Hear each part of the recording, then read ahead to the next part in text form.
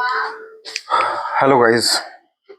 आज एक डिमांड आई थी कि सर क्रैमर रूल कैसे होता है। तो बहुत इजी है क्रैमर रूल। अगर आपको डिटर्मिनेंट करना आता है फिर तो बहुत ही इजी है। आपके पास क्या रहता है, तीन इक्वेशंस रहती हैं इसमें। फॉर एग्जांपल जैसे A1 A2 A3 B1 B2 B3 C1 C2 C3। ठीक है, ये x x x y y y z z z। ठीक है,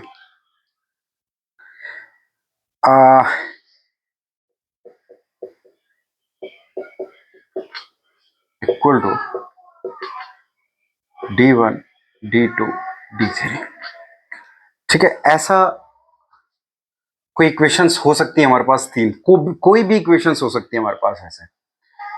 अगर ये चीज तीनों में यहां कॉमन दिखाई दे रही है आपको, तो क्रैमर रूल क्या बताता है कि आपको एक्स वाई जेड बहुत तेजी से निकल सकते हैं। ये बहुत तेजी से फाइंड आउट हो सकते हैं, एक्स वाई जेड की वैल्यू बहुत तेजी से फाइंड आउट हो सकती है। कैसे? फॉर एग्जाम्पल इसमें सबसे पहले हम लोग डिटर्मिनेंट देख लेते हैं एक बार। इसमें जो डिटर्मिनेंट होगी कैसे सॉल्व करेंगे, डी फॉर डिटर्मिनेंट लिख रहा हूं मैं।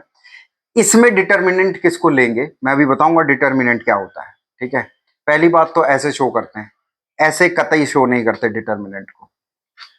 ठीक है, ये मैट्रिक्स होता है, तो डिटर्मिनेंट के लिए ये ब्रैकेट बंद नहीं होता, ये मॉड के रूप में चलता है इस तरीके से। तो हम यहाँ क्या करेंगे, जो डिटर्मिनेंट होता है ये जितने भी एक्स वाई जेड के कॉफिशिएंट है उनको लिख लेंगे। पहली रो क्या है मेरी, A1 B1 C1, A2 B2 C2 ये दूसरी रो है, A3 B3 C3 ये तीसरी रो है। ये मेरा डिटर्मिनेंट है। ये क्या है मेरा, ये मेरा डिटर्मिनेंट है। अब हम कैसे करेंगे बच्चे, अब हमने कैसे करना है, इस डिटर्मिनेंट को करने का तरीका क्या है, ठीक है, वो मुझे बताना है। तो सबसे पहले मैं इसी को ही देख लेते हैं, इसी से करते हैं। ठीक है, इसी को बना लेते हैं डिटर्मिनेंट को। ये इक्वेशन याद रखिएगा आप, जैसे मैंने क्या कहा था, A1 A2 A3 B1 B2 B3 C1 C2 C3। ठीक है बच्चे, ये मेरा डिटर्मिनेंट है। डिटर्मिनेंट को कैसे शो करते हैं या कैसे उसको सॉल्व करते हैं बेसिकली, ये इंपॉर्टेंट है। अब आपको एक चीज इसके अंदर समझ में आएगी कि बच्चे ये जो है ना पूरा का पूरा A1 A2 A3 ये कॉलम है, कॉलम 1। ये जो है ये कॉलम 2 है, ये जो है कॉलम, ये कॉलम 3 है। ठीक है, ये कॉलम 3 है जिसके अंदर ये सारे C1 C2 C3 है। ठीक है, ये कॉलम 2 है जिसमें B1 B2 B3 है। कॉलम 1 है जिसके अंदर A1 A2 A3। रो क्या है, रो भी 3 है। R1 ये है A1 B1 C1, R2 B2 sorry A2 B2 C2, और R3 क्या है हो गई A3 B3 C3। ठीक है, सॉल्व कैसे करते हैं बच्चे, हम क्या करते हैं सबसे पहले ऐसे मोड बनाएंगे। ठीक है, एक चीज और लिख लो, ये पहला कॉलम प्लस, लास्ट वाला कॉलम प्लस और बीच वाला माइनस। ये फॉर्मूला है, याद रखना। पहले वाला कॉलम प्लस, बीच वाला कॉलम माइनस और लास्ट वाला कॉलम जो हमारा थर्ड है वो प्लस। यहां एक वैल्यू आएगी। ठीक है, यहां एक वैल्यू क्या आएगी, ये इसको लिख लेंगे बच्चे यहां, फिर एक मॉड बना लेंगे, फिर यहां पर ये माइनस लगाएंगे। ठीक है, ये प्लस कौन सा है, ये प्लस लिखा मैंने यहां, ये A1 लिख लिया, ये मॉड लगा दिया। इन दोनों के बीच में बेटे ये मल्टीप्लाई है, इस चीज का ध्यान रखना है, इन दोनों के बीच में मल्टीप्लाई है। उसके बाद मैंने यहां क्या करना है, ये माइनस लेना है यहां और इसको लिख देना है, फिर मॉड लगा देना है, फिर इस प्लस को यहां लिख देना है, फिर ये C3 लिख देना, सॉरी C1 लिख देना। ठीक है, हो गया, इतना कोई दिक्कत?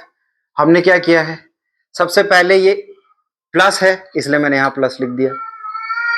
फिर पहला कॉफिशिएंट, पहली रो का पहला कॉफिशिएंट, ठीक है, या आप कह लो पहले कॉलम का पहला एलिमेंट जो है वो लिख दिया मैंने।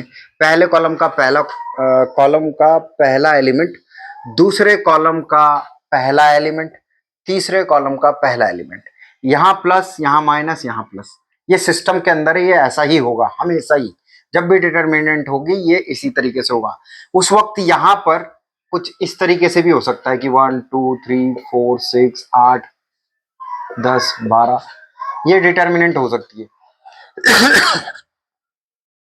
सॉरी, उस केस में क्या हो सकता है कि जो मेरा A1 है यहाँ पे A1 हो जाएगा, 2 A2 हो जाएगा, 3 A3 हो जाएगा, इस तरीके से। ठीक है, तो आपको सिर्फ यहाँ पे वैल्यूज रखनी है, सॉल्व हो जाएगा, बल्कि ये फॉर्मूला ड्रॉ हो जा रहा है डायरेक्ट। ठीक है, अब क्या करेंगे हम, इसमें से आपको एक चीज ध्यान रखनी है, मैं ब्लू पेन से कर रहा हूं, इसको हटा देना।